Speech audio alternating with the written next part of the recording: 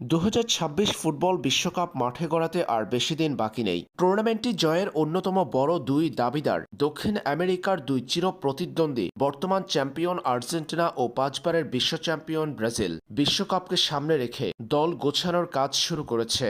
বিশ্বকাপের ময়দানি লড়াইয়ে মাঠে নামার আগে আরও বেশ কয়েকটি প্রীতি ম্যাচ খেলে নিজেদের ঝালাই করে নিবে এই দুই দক্ষিণ আমেরিকার পরাশক্তি। এদিকে বিশ্বকাপের আগে আর্জেন্টিনার সামনে বড় সুযোগ রয়েছে শিরোপা ঘরে তোলার। আগামী 27 মার্চ কাতারের লুসাইল স্টেডিয়ামে ফিনালিসিমা ম্যাচে মুখোমুখি হবে আর্জেন্টিনা ও স্পেন।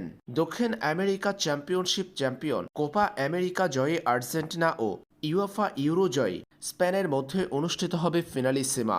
2022 সালে কাতারের এই আল লুসাইল স্টেডিয়ামে নিজেদের ইতিহাসের তৃতীয় বিশ্বকাপ ট্রফি ঘরে তুলেছিল আর্জেন্টিনা। চেনা আঙিনায় আরও একটা ট্রফি জয়ের লক্ষ্যে মাঠে নামবে আলবিসেলেস্তারা। স্পেনের বিপক্ষে হাই ভোল্টেজ এই লড়াইয়ের রেশ না কাটতেই প্রীতি ম্যাচ খেলবে বর্তমান বিশ্ব চ্যাম্পিয়নরা। প্রতিপক্ষ কাতার। 31 মার্চ কাতারের মাঠেই খেলবে আর্জেন্টিনা। বিষয়টি নিশ্চিত করেছে কাতার ফুটবল অ্যাসোসিয়েশন। এদিকে বসে নেই ব্রাজিলও। কার্লো আনচেলত্তির দল মার্চে আন্তর্জাতিক বিরতিতে খেলবে বড় দুই প্রতিপক্ষের বিপক্ষে দুই আন্তর্জাতিক প্রীতি ম্যাচ। আর সেই দুই ম্যাচের পরপরই স্কোয়াড ঘোষণা করা হবে বিশ্বকাপের জন্য।